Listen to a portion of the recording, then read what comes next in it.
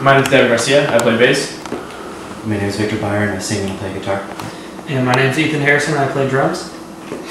Too Broke to Rock is a concert series that they do at Rock 94.5, where they bring in a big national band, come through and do a free show, give out free tickets, pack the house, and then they have a featured local opener. And we were fortunate to actually be asked to play on the bill, which was awesome because we got to play to a packed house at the Knitting Factory, and it couldn't have gone better. It was like perfect night.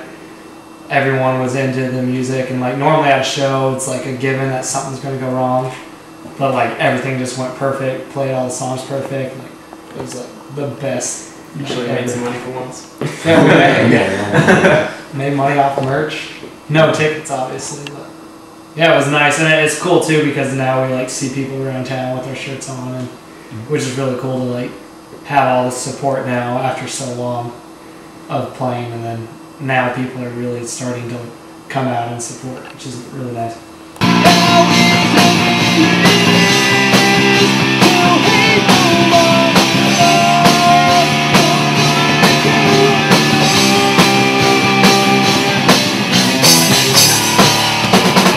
Devin and I were in a band beforehand together, and our band broke up, so we were just hanging out, jamming a little bit together. And some drums.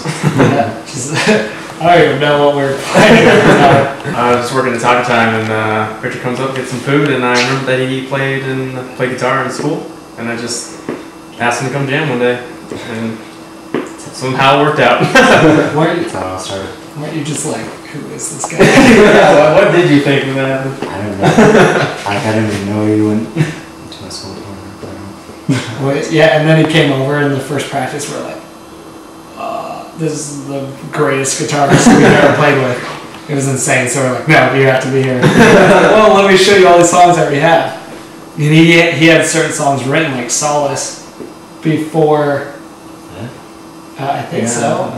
I thought you had like Solace and Fallen and Redemption. They're all made before we even started the band. Obviously, they changed a lot, but once we got together, we're just like, wow. It's a totally different sound than what we were used to. Mm-hmm. We used to play just like straight up classic rock, like 4 on the floor. We didn't know how to play. I started playing the drums when I got in a band. Like the first day I started playing drums was the day I got in a band. So we didn't know, we weren't good. And then we get with this guy who's been, how long have you been playing like music in general? Been a musician professional all life. How long guitar? Guitar, about 9 years. Yeah, and he like knows music theory, and we're just like, he asked me like, when he comes in, he's like, what time signatures do you know how to play? I'm like, 4/4. I know a 3/4. I understand it. I've heard of it.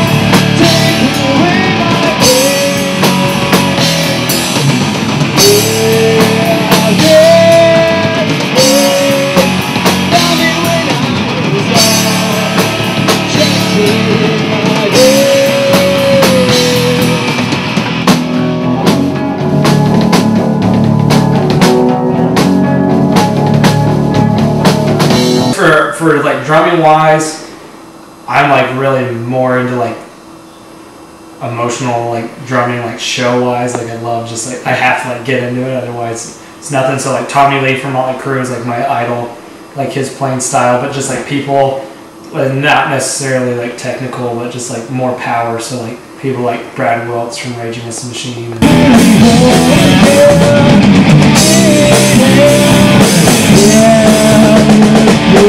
Musically as a band, it's really hard because we have our sound doesn't even necessarily fit into like a genre specifically, and we're not like trying to sound like anyone. It's weird because like most bands, they like are getting into it and be like, well, we're gonna like be this kind of thing, but we just like play whatever sounds good, and it's really weird because it doesn't fit into anything. So, but like we get a lot of influence from like bands like Chevelle and I think like Event Sevenfold. Event Sevenfold now, Deftones, all kinds of stuff, like classic rock stuff, like the last song, Collide, like the solo reminds me of like the Scorpions and then Iron Maiden stuff, like it's just all over the place.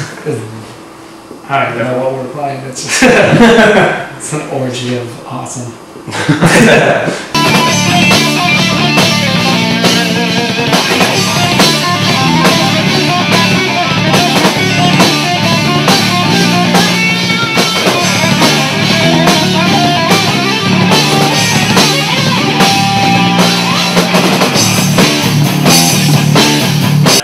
I really strive to make the songs really personal and like have more meaning to the song. So every song now off this our upcoming record are really emotional, really intense, personal times in each of our lives. A lot of it is personal parts of my life, but it's great having to get to tell them what it's about. So then when we're playing live, we all are able to relate. And we're playing like these emotional songs that we're all connecting to, which really live is like easy for people, I think, to see as well and feel that obviously there's a lot of emotion going on stage of what we're playing. So Haunted live is really, for me, emotional and just, I think it always goes over well for the whole crowd. Haunted is definitely for sure really emotional, and for me especially is it's a personal story about my own struggle with my dad passing away and having reoccurring nightmares with it, and it goes through that whole story. And it's really, that was the first song that we really wrote together, and I was able to open up to the guys and let myself be vulnerable and be like, hey, this is what I want to write about. Then we all sat down and they watched me write the whole song in one go. It was like insane, like never happened.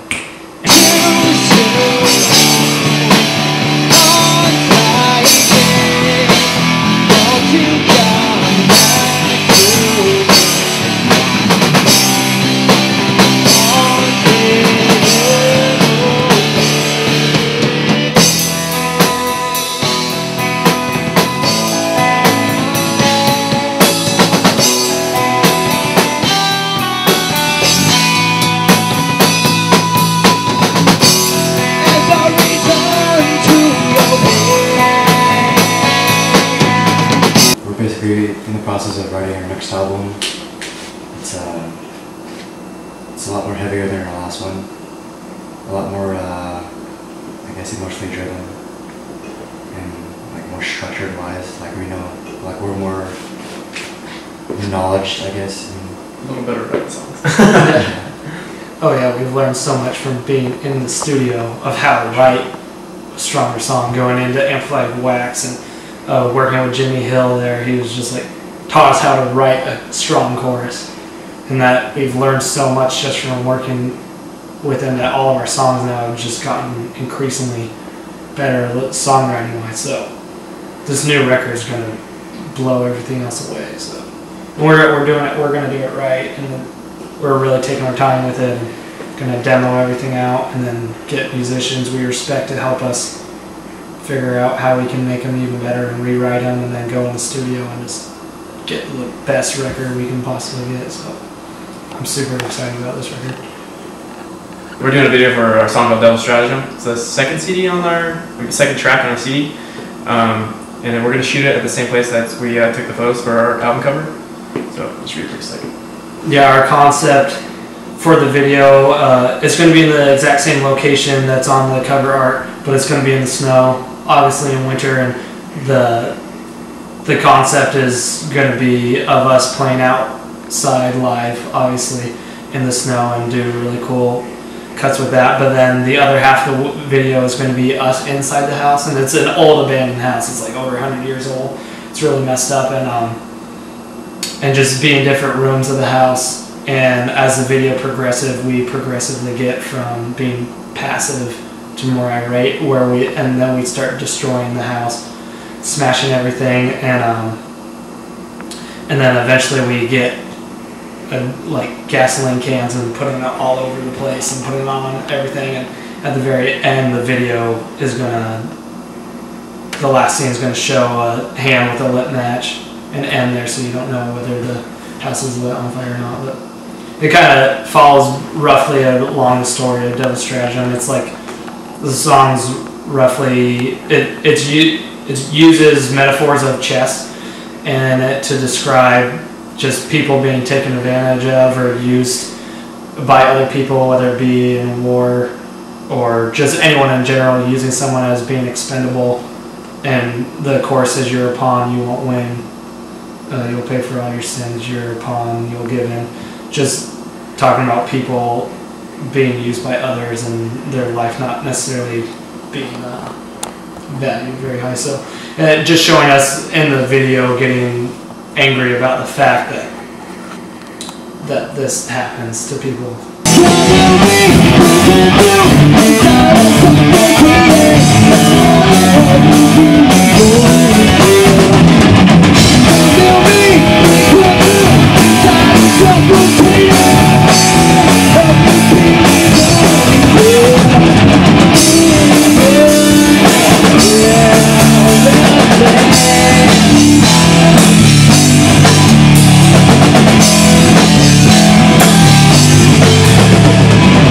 The battle's going really well. We've gotten a lot of interest from people, and we've really seen fans come out of the woodwork being like, "Hey, I voted for you today," or "I voted for you 100 times," because there's no cap on the voting, which is pros and cons, but it is a nice way for fans to show their support. You know, if they're willing to sit at home and click as many times as they can, do it 100 times a day, that's like really awesome and really supportive of us. So I think it's going well. I'm hoping that we get in. It's going to be a really big show if we get in, because it's all Spokane's best local bands.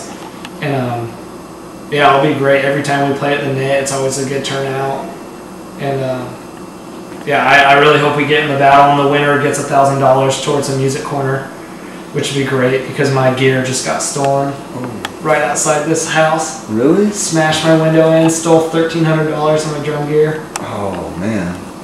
My like custom snare drums. So hopefully we get it to get somewhere. So, but I just want to play in general, because it'll be great exposure anyway, and just get our name more out, and just really solidify us some more on the top of Spokane, which would be nice. On the it's rock94.5.com, and then just find the about the band link and just vote for us. Yeah, it's like right on the scrolling, like on the front page. Alright, get out and vote. This is only We want you. Thank you for all your support and